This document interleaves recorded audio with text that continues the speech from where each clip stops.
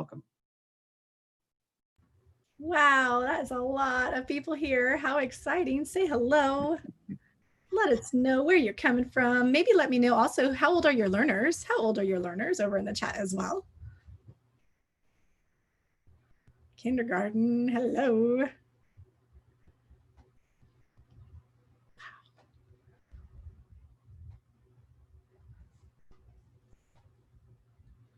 I think this officially might be the largest group I've ever presented to. That's pretty exciting. It's a good group. It's just a conversation amongst your 1,500 closest colleagues. That's kind of how these are shaping up to be. So we're going to go ahead and get started. Thank you all for joining us for the third day of the California Teachers Association Distance Learning Support launch. We are so thrilled and excited to have Susan Stewart here today with us from Fowler Unified School District. Susan is somebody that I met through her work with the Central Valley Q organization, and I have seen sort of what she has done. It is amazing, and we're so excited to be able to connect her with you all as you start to kind of make the transition to distance learning. And so welcome, Susan. Before I hand it off to her, I have a couple of things I'd like to share. You mind moving it forward? Yes, Prop 15, schools and communities first. I will share the link again. So, again, this is our chance to correct some of the disinvestment that has resulted from Prop 13, which was passed in 1978, and to bring some badly needed dollars back into our schools, especially as we're having to adjust on the fly and resituate our whole sort of learning experiences for our communities and our learners. This is a chance to do some of that. So I will pop a link in the chat in a minute, and then that'll take you to a resources page where you can download media, flyers, talking points. There's a 10-minute meeting in there, which is something I like. So if you want to pull a group of teachers together as colleagues, it's a great way to to put that on the radar and to enlist them in supporting the work. All right, next slide, please. Yeah, so the distance learning support series, most of you have been here for a couple of days now. So, thank you for those of you that had some trouble getting on. We've sort of fixed most of the issues. We've got it all down to hopefully a seamless transition from Zoom to YouTube. And we are really excited for sort of your input. And then one of the things that I have to say has been so cool has been to see how you are supporting one another in the chat and sharing resources and links. And so we're just excited, thrilled, honored to have you here, and just, can't wait to see what's next. So next slide, please. Again, today we are focusing on rich content and effective pedagogy. We'll be hitting these domains kind of throughout the distance learning launch, and then in subsequent offerings, webinars, conferences, briefs, materials, curated resources. So keep an eye out for that. And so I'm not going to take up any more time. I'm going to hand this off to Susan. Susan, thank you so much for being here. The audience is all yours. Awesome. Hello. Oh my goodness. So many great teachers here from all over the place. Know that we are talking about early literacy tasks for remote learning. So just want to put that out there. This is primary education. Now I'll tell you that there are plenty of things I will share today that will be appropriate for learners of all ages. But I'll tell you, kindergarten teachers, first grade teachers out there, I've been in that seat. I've been in the seat where you've been in the PD thinking, yeah, that's an interesting tool, but my kids don't read yet. Have you been in that PD? Or maybe you've been in some PD and thought, that sounds interesting, but what about social emotional development? What about fine motor development? What about classroom management? What about all those very unique considerations that come along with teaching young children? It's a real thing. And sometimes, I'll be honest, kindergarten teachers get a bad rap in PD because it's not because we're not paying attention or because we don't agree. It's because in our mind we're translating, because so oftentimes you're in PD that is designed for middle school, high school, and you're trying to think, okay, right? So just so you know, today, my name is Susan Stewart, and I do hail from the land of sunshine and rainbows. Before my current role as a instructional technology teacher on special assignment, say that 10 times fast, I taught kindergarten and second grade. So I do come from experience of teaching early learners. Today, we are talking about the Google Suite, primarily Google, early literacy tasks for remote learning with Google, right? So we're talking about that. If you want to find me on the internet, my handle is @TechCoachSusan. I'm Susan. I'm a tech coach and I'm not very original, right? So let's go ahead and talk a little bit about the Google Suite. And of course, these are two words that, we've become more accustomed to in the past several months, but I want to make sure I bring them up too, because these are two words that define teaching online, right? They just kind of wrap around teaching online. When we talk about synchronous and asynchronous instruction, right? Teaching online, synchronous, asynchronous instruction. Synchronous instruction, learning, that's what we're doing right now, right? We're all in the same place, learning together. The tool I'm using to teach, of course, is Google Slides. I've prepared my lesson. I have my content. We have this channel of dialogue we can do there. And Adam, I see, has posted my Twitter profile. You'll find all of the most current resources right there on the Twitter profile. And but synchronously, we're learning together, same time, same path, same pace. Asynchronous instruction is something else you can do with Google. Now, sometimes you might use something like Google Meet to do your synchronous instruction. Other people use Zoom. You might use Microsoft Teams. At the end of the day, I kind of liken that to Honda and Toyota and Ford, right? They all get you there. So whether you're using Meet or you're using Teams or you're using Zoom, synchronous instruction, you usually have some kind of tool to do that. And in asynchronous instruction, there's lots of ways to make that happen too. Sometimes it's Google Classroom. Sometimes you post resources, students access them in their own time.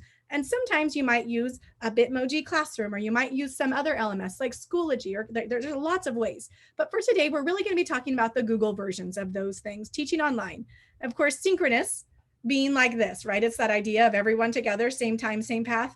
But if you teach kindergarten, you know that synchronous online instruction really looks like this. Anyone have an experience like this of kindergarten, first grade on Zoom for the first time? Absolutely, right? So synchronous learning, it is a challenge, but we got this. I want to tell a story here of my own daughter's teacher. That's my daughter there in the corner. She is sitting in her class in their Google Meet. And the lady across the bottom, her name is Mrs. Tenosian, and Mrs. Tenosian, shout out, she was teaching her tush off, right? She was modeling writing. She was reading stories. She would hold up books. She'd put on silly hats. She was teaching the best she absolutely could through that window of Google Meet. In the morning, they'd come in and they'd have their whole class meeting. They'd talk, they'd say hello, they'd wave at each other, right? They'd get started. And then she'd say, okay, guys, it's time to learn. So she would switch it to a presentation and she'd start direct teaching. Again, sometimes it was annotating text. Sometimes it was doing different writing. So these grade 2 students, these second graders, would have their whole class meeting every day. Now then, they would come back at different points during the day for some small group instruction. She'd have set times when kids would come back and she'd meet with those small groups for some guided reading, for some individual phonics practice. Sometimes she'd meet with individual students. She'd have open office hours when they can come in and just check in with her. And then of course, she used it for parent connections. And I'll tell you, that was really important because about every other week, there would be an opportunity where parents can come in and just say hi, chat. And having that time for parents to have community was just it was really important because parents being in the same space, sometimes they don't know what questions to ask. And just hearing the questions that other parents asked gave them that place to kind of get more information. So I really loved the way she used Google Meet right there. As I continue on, again, if you want to know more about Google Meet and all the tools I'm going to say today, that the Google Teacher Training Center, like there's resources. You can go step by step through this. So my goal today is to give you an overview of a lot of Google tools and how that looks with remote learning, but know that you can go deeper with any of these resources there. Because right now, I want to talk about a tool, and that's called Jamboard. So when I say Google Jamboard, I wonder, on a range from 0, never heard of this lady, to 5, I create and share Jamboards with my learners all the time. I'm going to see what it looks like when I ask a question like that in a panel with 1,000 people. What? Oh, this is crazy. Oh, so there's a big range from 0. I see a lot more on the 0, 1 than, wow, very cool. Awesome. Love it. Look at that. Oh, wow. Very cool. So Jamboard, let's talk about what it is first. It's a tool by Google. It's a part of the Google Suite. Now, some of you may not know that it is free. sometimes people say, oh, we don't have one of those, because that is a reality. A Jamboard is a software. It's a tool you can use, but it's actually a physical thing. You can buy a Jamboard too, much like a smart board or a Promethean board, right? There's a physical Jamboard as well as the software Jamboard. So today we're going to be looking at it as the software, the program, not the physical Jamboard, right? And I'll tell you why we use Jamboard, because me, as an elementary school teacher especially, sometimes I would need to show something on the internet, like while I was teaching remotely, and I would hold something up and be like, hey guys, can you see it okay? Is it all right? Is it backwards, right? Like, hey guys, like that's what teaching online sometimes felt like. As an elementary teacher, I know how important it is for kids to watch me write, model the writing, not just show writing, but the letter formation as we go. So we found ourselves in need of a tool to display writing, right? And since we're in the Googleverse, right? We live in the Googleverse in our district. Jamboard was brought up as a way that we could just use a whiteboard. At a simple base early level, it was a way for me to present my screen. And Rachel, who asked, can this be used in Teams? Absolutely, because I'm displaying my screen, right? It can be used in a lot of different tools. It's not just a Google tool. Any one of those tools, Zoom, Meet, WebEx, right? If you can present your screen, you can present your Jamboard. So at a base level, it was a whiteboard tool for synchronous instruction, right? Whiteboard tool, synchronous instruction. Also know that everything I'm telling you, I'm just going to front load with the idea, it can be used asynchronously too. I'll talk more about that soon, but let's just talk about Jamboard for synchronous instruction. I'm going to play a Jamboard, and I'm going to tell you that most of the time I don't do this with 1,000 of my dearest friends watching live, but I do have a couple of friends who are going to play along with me, and I'm going to get out of the present mode in there. I'm going to go into a Jamboard, and let me go ahead and do that. And here I am, and I'm going to have my friends jump into this Jamboard with me. Friends, you ready? And I'm going to show you a Jamboard in action. So again, as I look at this, I see some basic things. I see some tools over on the far left-hand side. I have a handful of tools. I'll zoom in on those so you can see. There's a pen, there's an eraser, there's a pointy tool. The sticky note is the one we're going to use in just a minute. I'll demonstrate for that. But on a base level, I can show my screen, and it's a way for me to integrate text and drawing and images. I love that it doesn't have a lot of buttons, because one thing about something like Google Slides or other tools, if there's too many buttons with your kindergartners, guess what? They push them, right? So it's really nice for me to have just a limited number of buttons my students can push. Also, and I can see my friend is clicking on things. Awesome. And I can go ahead and head on over here, and I want to have a quick vote. So I'm going to go ahead and grab a sticky tab. I'm going to demonstrate this, and then I'm going to have my friends join with me. If I was doing this live for the first time, I'm going to show you a scaffold for the first time, but I'm going to go ahead and just do first. I want to have a quick vote. And when I do this with young learners, I'm going to keep it really simple, simply because low cognitive load, right? The first time I do a new task, I don't want it to be something they have to think too much about. Let's keep it easy to start. So in my first one, I'm just going to click on the sticky note, and I'll type my name. And if I want, I can change the color. And if I want, depending on my device, oftentimes devices have emoji keyboards. So I'll go ahead, because, you know, young learners, images, why not with the emoji? So I could just go ahead and cast my name, and I can keep it simple and say, are you team cat or are you team dog, right? Like, I just want to make sure I keep it simple. So my friends now, and if I had other people in here, I could say, okay, guys, go ahead, click on the sticky. So I have a handful of friends in here. Now, some questions have been asked, and I want to talk about that. In this particular one, my friends, go ahead and add your name, cast your vote to what you think is team cat or team dog, and I'll let my friends jump in there. Students can post sticky notes, and the reason why they can is because I've shared it to them in a way that they can edit. They can edit this. So I see Patton has cast her vote, and she'll drag her sticky to decide, is she team cat or team dog?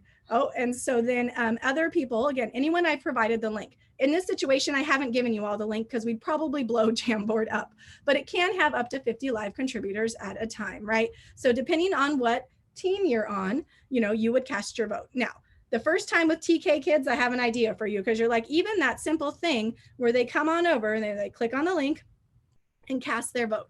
So the great questions there, right? I want students to be able to use the link and be part of the Zoom. There is some kind of back and forth, especially on the iPads, that navigation, having them click on a link. I just have to reinforce, hey guys, you're not going to see me for a minute.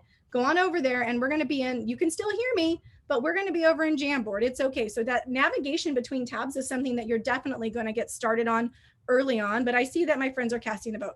I'm going to go to the next page though.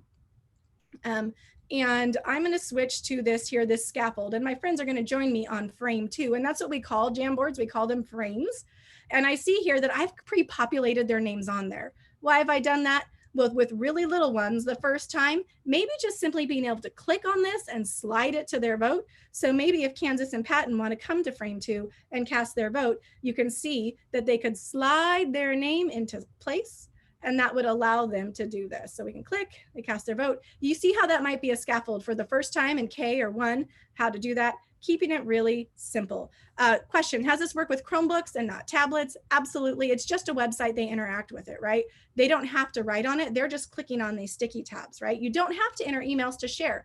I did share this with a link, and I'll show you that in a second. I have a slide to kind of explain with that. So if I'm doing it live, right, I would give them the link.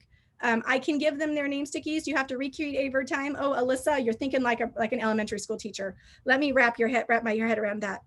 I don't want to do the same work over and over. Call me a little lazy, but I want to work smarter than harder. So I created a master Jamboard, and it just has the sticky tabs.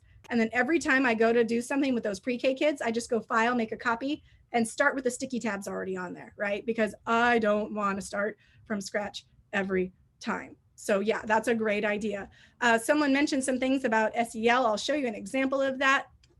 I can show my screen. How does it work with Zoom? Well, I can present it, and when they click on the link, it would take them to a browser, right?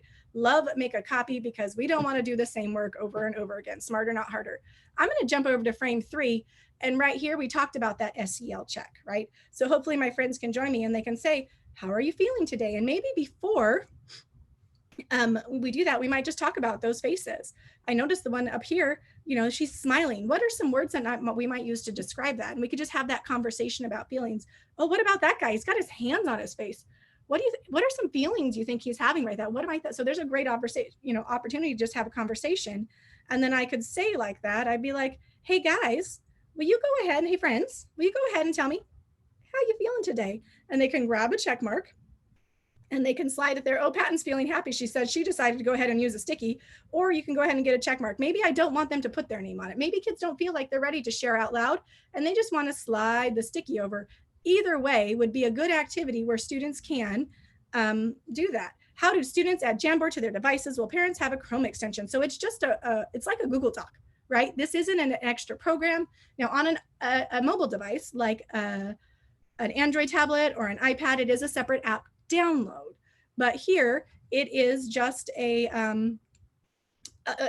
web-based, right? So they just open it in the Chrome browser. Phone friendly as well, absolutely. I see that guest friend is I'm curious who my guest friend is there, because they seem to be quite knowledgeable. I have a feeling I know who that person guest is. Thank you for being so helpful there in the chat, right? Where does the check mark come from? I'll show you that in just a minute. Where did I get those check marks? It is something I can insert there, right? Let me keep going. So this is an important one, and I'll tell you the right answer in a little bit. I can do things like vote for your favorite ice cream. And if anyone chooses the green one, I'll let you know. I don't understand why people like to eat frozen toothpaste, but that's just me. Mint chip isn't my thing, but I could have them, whatever it is. I could have that vote. Let's get to some more serious academics. Susan, are you going to talk about standards now? Yes, let's talk about some early literacy standards. Here we go. I have a laser pointer. What? I have a laser pointer, and I can talk about this in this sense. I could say, k, at. Will you say those sounds with me? K, at. Let's put it all together. Cat, right? So what a fun little activity that I could do as part of my live or small group instruction, right? Good way to do that. Next frame, I'm going to come over here. Oh my goodness, what fun can we do? How can we use Google Jamboard this way? So here I go. I'll grab my pointer, and I'm going to spell a word. Same thing. I have my IG words. I can sound it out, but then I can call on a friend. Hey, Patton, will you spell an IG word for me? So again, I might preface that with my young learners. I might say, guys, don't click on anything yet. Wait till I call on you, because it is a different kind of classroom management. I might have Patton come over and make an egg word. And I can go through and see, oh, she's over on frame 5. Hey, Patty, will you come on over to frame 6 and join us? On my teacher view, I can actually see here that little icon shows me who's on there. There's Kansas, there's Patton, and I can see that my daughters are here and they're on the correct frames. It shows me where they are. So here we go. And this would be good for really anything. I'll go into some more complex. We'll talk about some text annotation for that 3rd grade friend in just a minute, right? Here we go. Let's keep going. Next frame, people asked, how did you do that? How did you create that activity? It starts as a blank slate. I noticed here I have some tools on my toolbar. One thing would be that cat. I just searched for a cat icon using the mountain icon. This is a very familiar, if you're from the Googleverse, Google search, and I do a Google image search right within it. I searched for cat, and I tend to say clip art or something because I have in mind that I want something that's more cartoony. So I might say clip art. I also use this phrase, PNG. It's a file type. What I want is something that's cut out. You know the difference between something has a background and something that's cut out. So I'm going to go ahead and put PNG. Cat clip art PNG. And that would let me go ahead and put my kitty cat on there. How do I get the letter tiles? Well, it's just the same sticky note we used earlier. So if I put a single letter on there, I can do that and I can start adding the different letters. So I'm just going to keep building them, and now I'm going to switch colors and put this here, H. So you can see I'm just creating them, and I can move them over. Open, my friends are in here helping me out right away. How awesome are you guys doing some early literacy tests? I could have them write. If I want to go into sentences and punctuation, you can see here I have a whole bunch of words. I can unscramble, let them choose the correct punctuation, place the punctuation, right? The Catherine Snyder, let me tell you, the lowercase a kindergarten teacher, I know it's real life. Absolutely, unfortunately, cannot change the font in Jamboard yet. Some of those questions that start getting asked, can you make it bigger? Can you make it smaller? Can you change the font? One thing it's very simple. It's very lightweight. It's very portable. One thing I love about it is how simple it is. And then some people start feeling frustrated. Well, why can't it do this? Why can't it do this? If you want those features, slides. Slides is so robust, right? You can do all those things. This is just a little lightweight version of that. Okay, here we go. Tell me who has to do text annotation, who likes to do text annotation, who struggles with digital text annotation. Here we go. This is a screenshot, ka-chink, of some text from my curriculum. When I bring it up here, I can show, and maybe I have some purpose for my reading, right? Here I go. We read the text once, and now we want to be looking for, we're talking about dialogue, so I want to look for some quotations. So I'm going to go over here and grab my highlighter, and I'll click on my highlighter, and I can say, okay, use the highlighter to mark the sentence. Cool, jump in, awesome. And now here's question, say, yeah, Susan, you're doing the work, but what if I want the kids to do the work? Of course, I can call on one of my friends to join me on frame 10 and say, okay, Kansas, will you go ahead and highlight a sentence? But wait, there's more, right? You ready for this? What if I told you? What if I told you that I could take this Jamboard, this single Jamboard?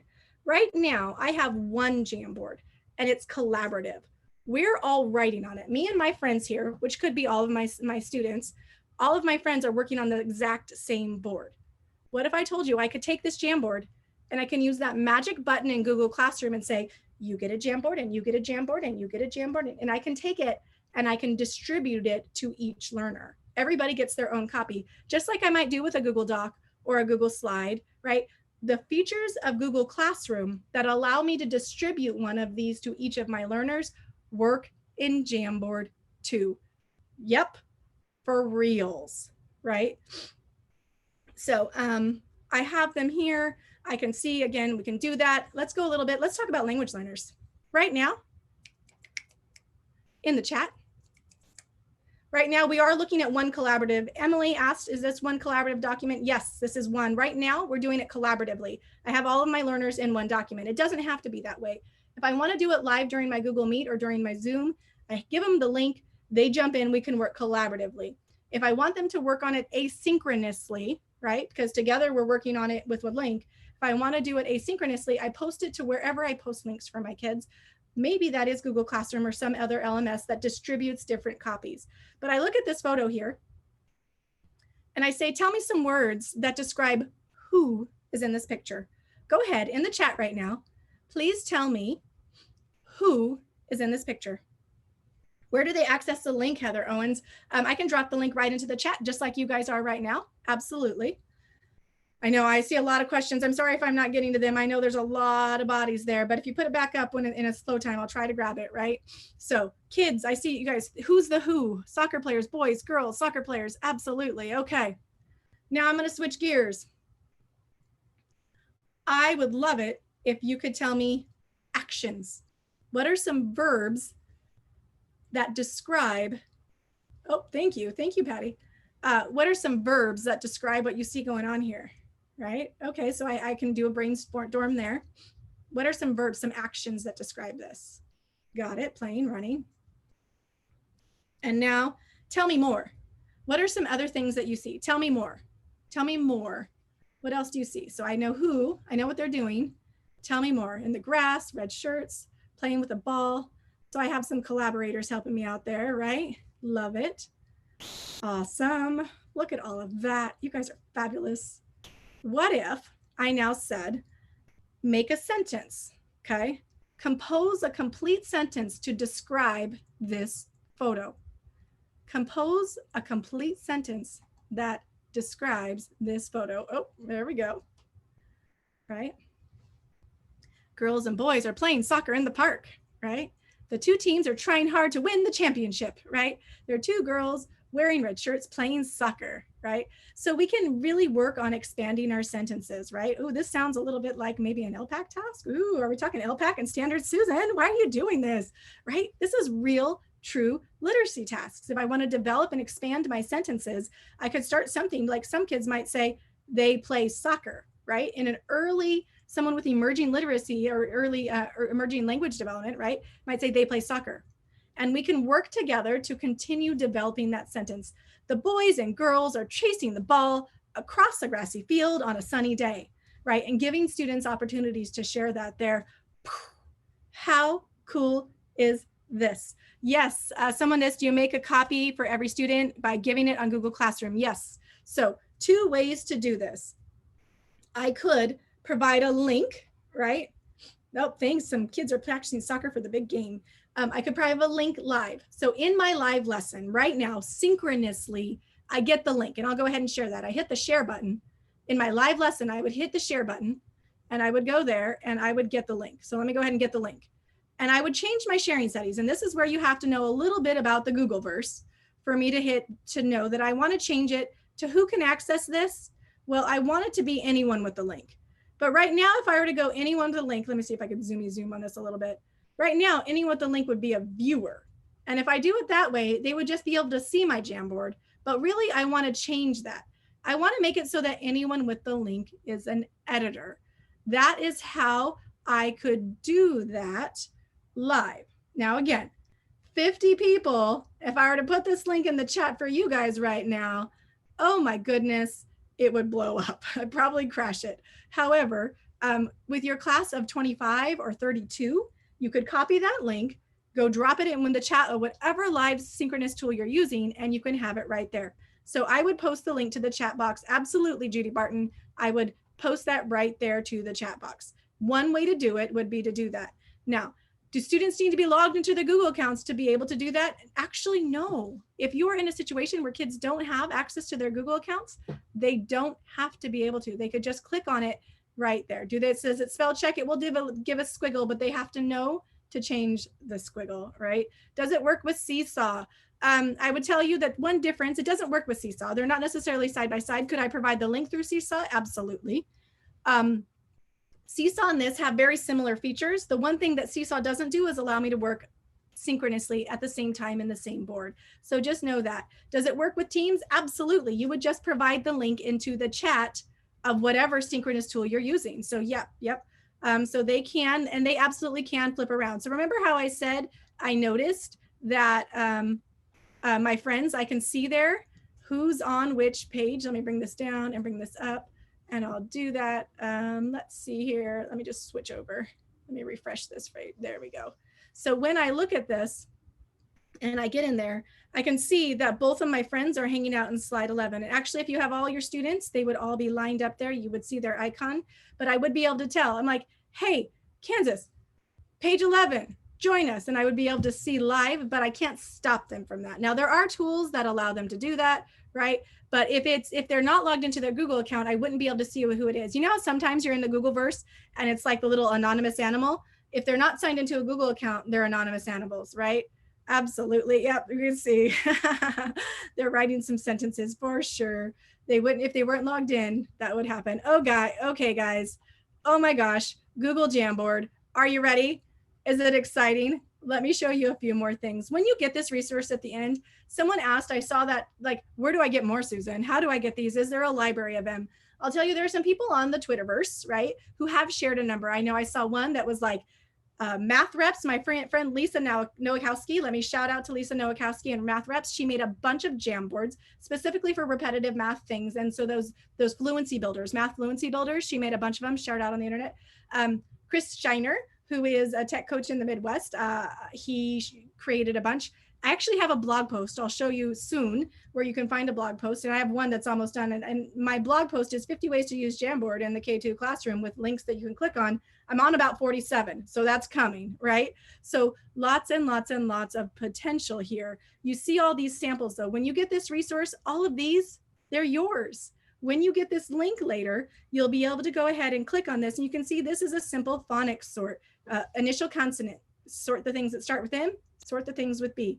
This is a silent E activity. Here I have the initial consonant digraph activity. So these are all different activities I could do during my phonics instruction, right? So cool.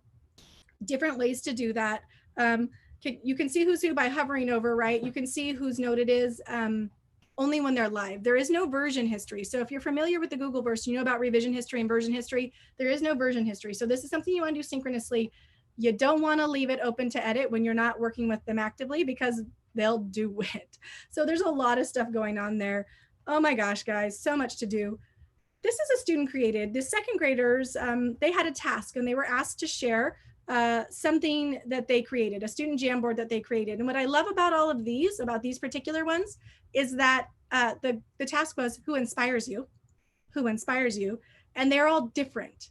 I love when I can assign something to students and the product they create looks very different from student. They were doing some brainstorming as a pre-write activity. Who is someone who inspires you? So I love that they all look very different. Here's some student content they could do. Awesome possum. Few tips. Remember, when you get this resource, there's lots of tips here you can come back to. You can use transparent stickies. Someone asked about my check marks during there. I used a sticky. Remember how I could change the color of the sticky? I made it transparent. So that's how I got the check mark on there. If I need a lot of something, like I want a lot of pennies or I want a lot of check marks, I can use Control D. Do you know that about the Googleverse? Control D, D, D, D, D, D, D, D, D. I get a lot of the same thing. I can duplicate a bunch of things all at once by using Control or Command D, of course, if you're on a Mac. Know that there's some really basic tools. It is simple and collaborative. Seesaw. Let me tell you a story about Seesaw. I love Seesaw. Rewind about 3 years ago when people would talk about Seesaw, I'd be like, la, la, la, la, la, Team Google. But then I found Seesaw and I fell in love. Some people say, Google, Seesaw, Google, Seesaw. I say both. In my opinion, there really is room for both. Now, you're not going to start with both on day one. On day one, you're going to want to make sure that you take the time to learn the tools one at a time. Don't throw all 40 tools of them on the first day, especially in this remote situation potentially where you're not actually meeting with your kids. Think of one tool at a time. Don't try to do it all, but can they do it all? Absolutely, right? There is room for both. Phew, how do I share my Jamboards? Quick summary, share directly. How did Kansas and Patton, my daughters, were they able to? I shared directly. That way you share in Google where you share and someone is a collaborator. So one way to do it is as direct sharing. I can share with a link. That's how we would normally share with students in a live synchronous situation. I would grab that editable link, go over to the chat box of the tool we're using live. And yeah, that is a learning curve, teaching them how to go over to another window, but they can work while they're live with you. They don't have to be live in the meeting. They can just hear you and be like, okay, now click on this one. It takes some practice. Can they do it? Absolutely. And then let's scoot on over to, of course, the thing here. We say, I have a couple people saying that they can't see the slides and I'm wondering about that. The slides got small. Let me stop and see if I can fix that. Let me just fix that. Here we go. There. I'm going to stop my share. There we go. I'm gonna try one more time just to fix that in case someone's, I don't know what would have changed there, but let me go ahead and just see if this makes sure if anyone did have that problem. Are we good? Better now? Cool. Awesome. I don't know why that happened, but we're all good now. Fabulous. Let's take an important break, right? Okay, here we go. This is a super important break. I need your help collecting some data. Very, very important data. Here we go. Important data. Let me click here in the chat. Now, you guys, I'll post it about 4 times. Here is some data I need you to click. Will you please click on the link, cast your vote, and then come on back over to Zoom. So click on the link, cast your vote, and come on back. I'll put it a couple times. Click on this link. It might open you in a new tab, and that's practicing what your kids would practice, right? Having to navigate between resources. So let's go ahead. I'm putting a link in the chat. I'll put it a couple times. It says Susan's K3 form right there in the chat, right here in the chat. Oh, you know what? You know why? Because I'm only giving it to the panelists. You'd think that I'd done this a time or two. There we go. Here it is. Here it goes. There's the chat. There you go. Click on the link. Cast your vote. There it is. Check right there. All panelists and attendees. Oh, come on. Hey. Got it? There we go.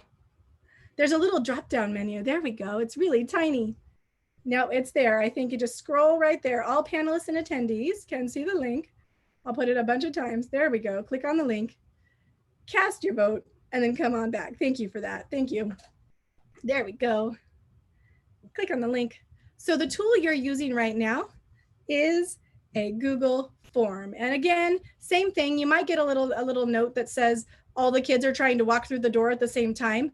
If I give this to 1,000 people at once and everybody clicks it, right? Sometimes if all your kids are trying to walk through the door at the same time, same things happens in Google sometimes. And if everybody clicks on a link in the exact same moment, sometimes it can be a little bit chaotic.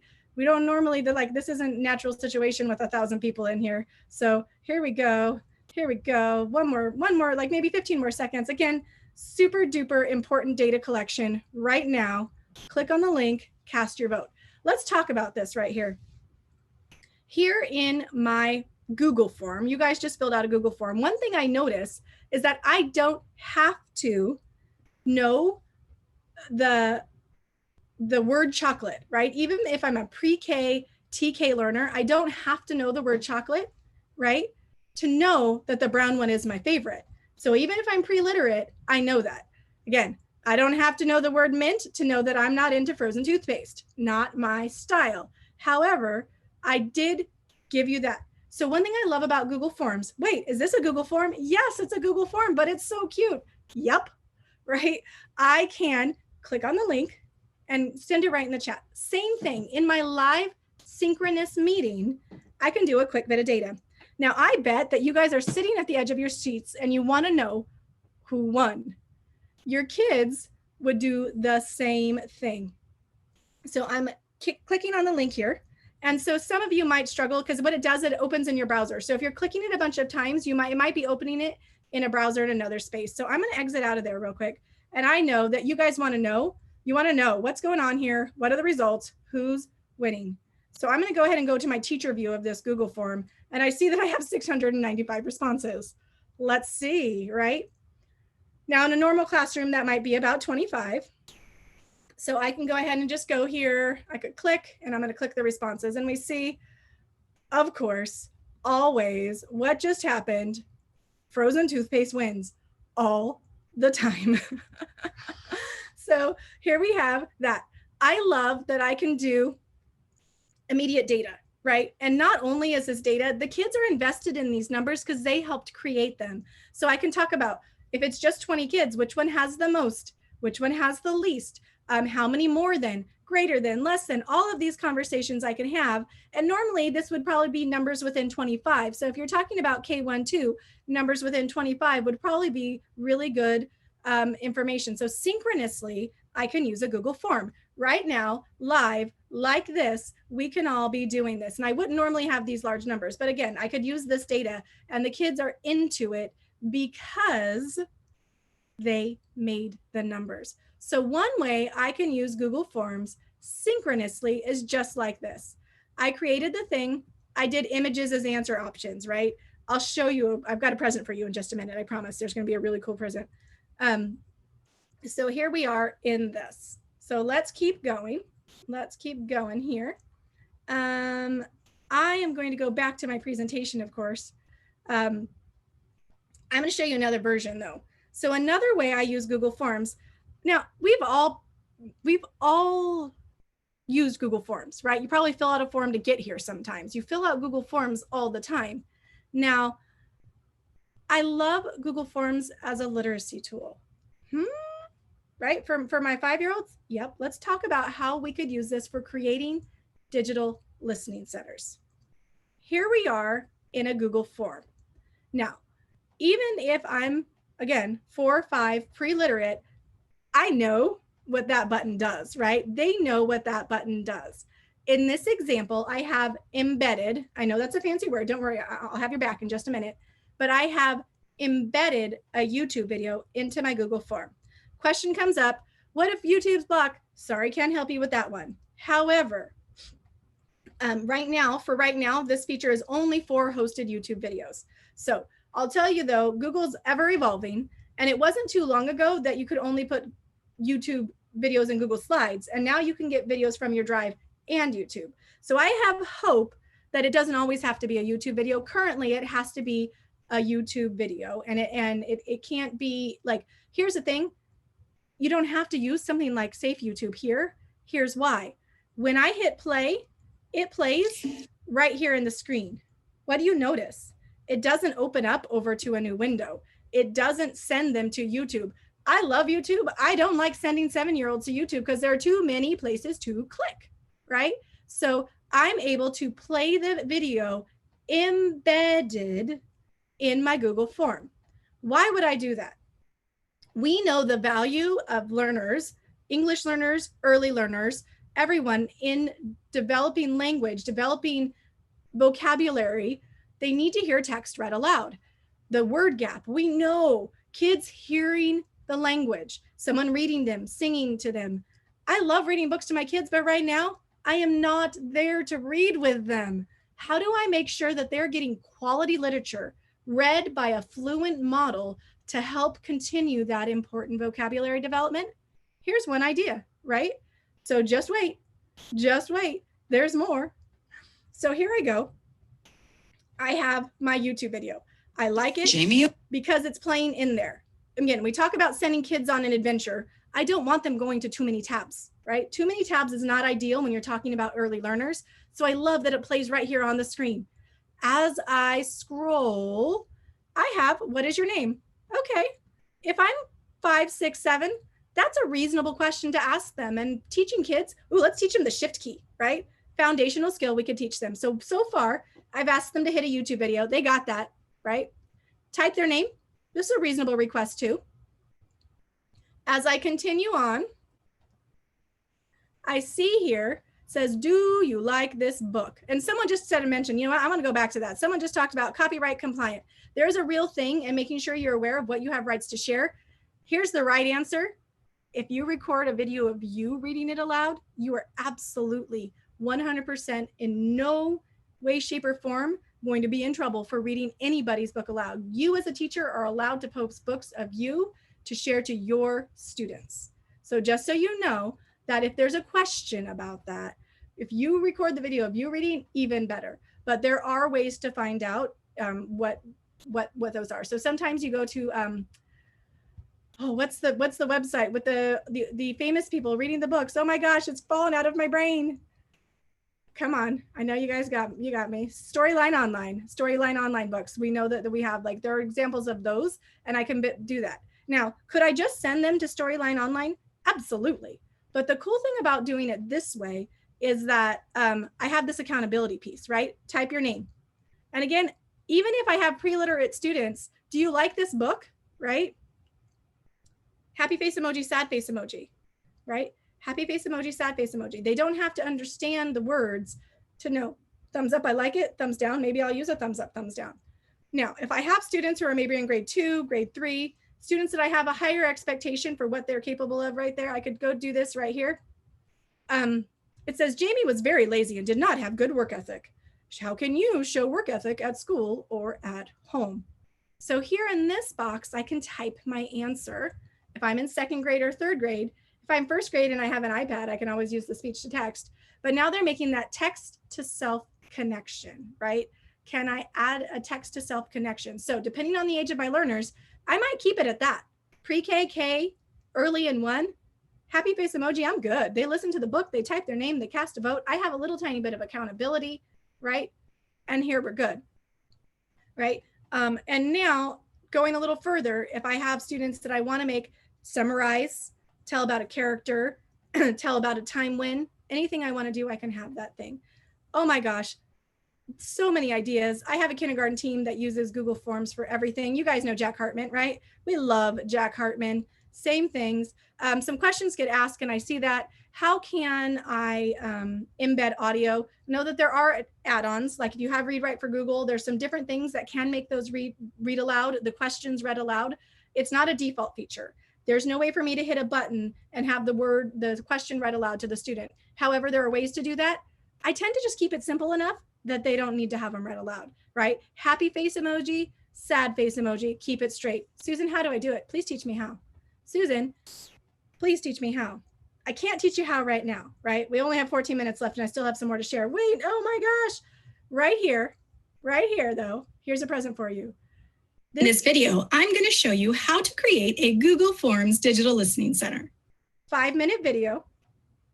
We'll walk you through step by step how to do it, right?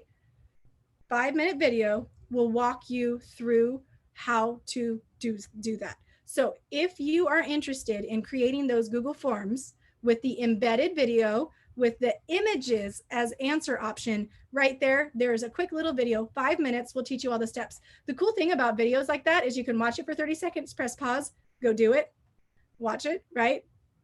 So there we go. Oh my gosh. I see questions say primarily Google.rocks. So I'll comment back up and it's on the last thing, but those of you know, primarily Google.rocks is the blog and I'll get there to you as well. Where we go. How do I get the forms to kids? Same question. How do I share it? Now that I've made this great form, how do my learners access it? So what I can do is share it directly, just like that. I can put in their email address. That's one way. I can share with a link. If I wanted you to do that, I could grab that link and drop it in the chat live. Kind of how I did with you guys in that ice cream form, right? I just grab the link, bloop, drop it over into the chat. If I want to do it synchronously, that's a way I can do it. Now, if you're using Seesaw or if you're using Google Classroom, I can also take that link and post it asynchronously to one of those places, wherever I post things. If you're using a website, if you're using some kind of messaging app, I can grab that link. If your connection home is a Class Dojo or a Parent Square or a website, wherever I can put a link, I can put the Google Form link. That means I can send forms to parents. Yep. Right? Lots of ways to do this. The 5-minute video, just so you know, that's a good question. It is hanging out on slide number, let me see. In this video, it's hanging out on slide 20. I'll get you the resources as soon as we get there. We're going to wrap up before too long. So much to do. Oh my gosh, but we got to continue on or else we're going to run out of time and I have 12 more minutes, right? Just want to make sure you have all of this here. Keep going. If you want to learn more about Google Forms, I've got plenty of resources for you there, but I really want to wrap it up and talk about Google Classroom. Google Classroom, of course, when we talk about forms or we talk about Jamboard, we need that delivery device. And in some ways, Google Classroom is that, right? Google Classroom is a delivery device. It takes whatever it is, and it's like the bulletin board, the one-stop shop where kids go to get information. One way to do it is with Google Classroom. Now, people have different ways to share things. I'm going to talk about why I think Google Classroom is the right tool, even with young learners, because sometimes there's this idea, elementary kids should only use Seesaw, K-1-2, Seesaw, or maybe we have to use this LMS like a Canvas or a Schoology. Whatever tool you have is the right tool, right? So I'm not going to sit here to tell you that the only way to do this is Google Classroom, because typically whatever tool you have is the right tool. But just so you know, Google Classroom, it's not just for the big kids. Our young learners can use this too. Why do I need Google Classroom? I need Google Classroom because of games like this. My kids love games. I want to be able to make sure that they can play them, because a website like ABC, like this is for synonyms. We're practicing synonyms. It's a vocabulary development activity, right? It's a literacy. It's fun too. They get the ball, they throw it, it hits the thing. What happens if they get it right? Bling, bling, bling, bling, right? What happens if they get it wrong? Try again. Now let's think about that. If I had given them a worksheet with a list of two lists of words and they just had to draw lines to match synonyms, you have that worksheet in your file cabinet. So do I, right? That's what a synonym practice worksheet tends to look like. You have two lists of words and they have to match the synonyms. It's a very common practice. I have it. It's great. My curriculum probably gives me some of those too. By switching it over to a game like this, kids get immediate feedback. I throw the ball, bling, throw the ball, If I draw the line wrong on the worksheet, who is going to correct that? Right now in the era of COVID-19, I don't know how much passing of papers will happen even when we are face-to-face with kids. Let's be real, right? So just one reason I need Google Classroom, because it's my delivery device for this fun, engaging content, right? Asynchronously, they can do this. But wait, there's more. Okay, primary teachers, let's talk about Starfall, right? Who loves Starfall?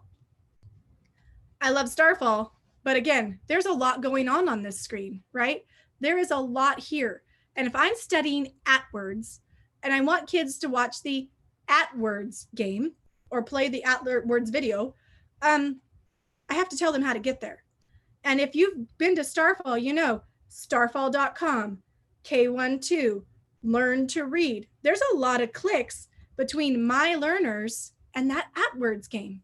How does Google Classroom help me with this? I don't want my kids to have to go 4 clicks before they're at the activity. I want them to go straight to the right? I want them to get right there. So Google Classroom helps me because Google Classroom allows me to find this link, right? This link, this AtWord. Let's be real. If I want them to play AtWords, you know where they are? They're over on that pumpkin, right? They're over on that pumpkin. I can have them go directly there. This is a post in Google Classroom. Wait, that's Google Classroom? Yep. Oftentimes, people think that Google Classroom has to be just one resource at a time. And that causes problems because if all I do is just post more things to Google Classroom, it's this long, awful list and it's not easy to navigate, right? So if I package resources, for example, this is long val O, and all of these resources are related. So I make this nice little blended package that, you know, we're practicing long val O, we're practicing AtWords. I put all of these things together in one post. It's very visual. This is quite appropriate for my young learners. I can do this all together and I post it one post to Google Classroom. Instead of posting every app, every game, every activity, go do this, I package up a nice blended learning lesson that reinforces the skills, the phonics skills that we've been doing. Google Classroom is appropriate for young kids because it's a nice way to do this. Yes, they need to be logged into Google Classroom, but on the web, Starfall is free. If you're on an iPad, unfortunately, it is a freemium app. You guys know about those, freemium, but wait, there's more if you pay.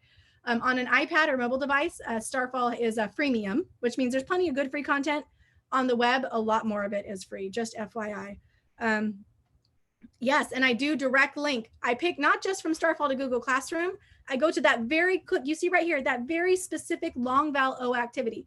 I grab the URL, the unique address to that activity, and I post that to Google Classroom.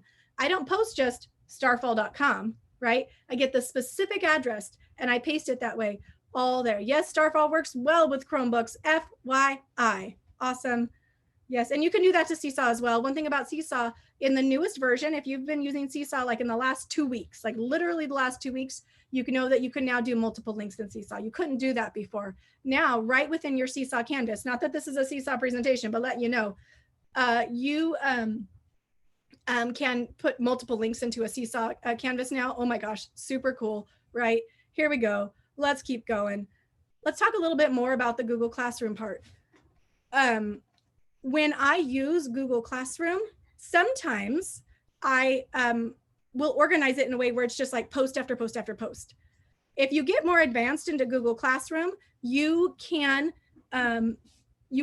use the topics feature. So I'm gonna get a little nerdy. And so this is for those people who are maybe have been using Google Classroom a little bit longer. But one frustration that people come across with Google Classroom is the fact that there are so many things. In Google Classroom on the classwork tab, I can actually create these topics. So I say topics, and you see two examples of topics here.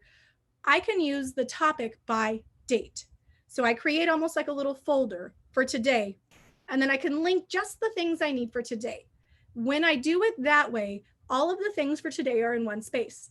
Sometimes when people create their topics on their classwork tab, they'll do reading and they'll do spelling and then they'll do math. But the problem is once I have 3 or 4 reading things I'm doing a lot of scrolling to find what I need, right? If I create my topic by date, and I always put the newest one on top, today's work is right there on top, right? So knowing that in Google Classroom, I don't necessarily have to just have that long unorganized stream. I actually don't put anything on the stream. Everything goes on the classwork tab. Everything is set up as a topic. So just so you know, Google Classroom, there's a lot more to it than meets the eye. It doesn't have to be that long list of all the activities. There's a lot going on there. Google Classroom, guess what? This is one of my kindergarten teachers every day during distance learning in March and April and May. This is what kindergarten looked like. There were videos for learning. There were videos from YouTube, teacher created videos with Screencastify. They even did their PE videos. This was a day in kindergarten. Right here, a teacher would post her whole day, all of her resources in one post. Everything was just continuing to add new resources to the exact same post. Again, oftentimes people think just one post per Google Classroom post. You can package your resources together. Oh my gosh. YouTube, we talked about it. I love YouTube. I don't like sending kids here. Did you know that when you post a YouTube video in Google Classroom, when kids are on Chromebooks, this is what they see. Oh, but wait, this is a link to YouTube. Did you know I post a YouTube video into Google Classroom? It doesn't actually take the kids to YouTube. It plays in this overlay right on top of Google Classroom. So all the things we said about the embedded forms apply here too. So I can post YouTube content. It posts right on this page. It posts right on this page, pops right up. Kids can watch it, and then they can close it away, right? Lots going on, but it does help me give better access to YouTube. If you want to learn more about Google Classroom, I'm still going to point you at the Google Teacher Center, right? I can point you at the Google Teacher Center because there's a lot going on there. If you want to know more about just teaching reading online, I'll post these links in just a minute. As soon as I'm done talking, I'll stop talking in just a second, I promise. I'll post some of these links. This is a whole series I've done about teaching reading online. It's a 5-part series that talks about phonics, phonemic awareness,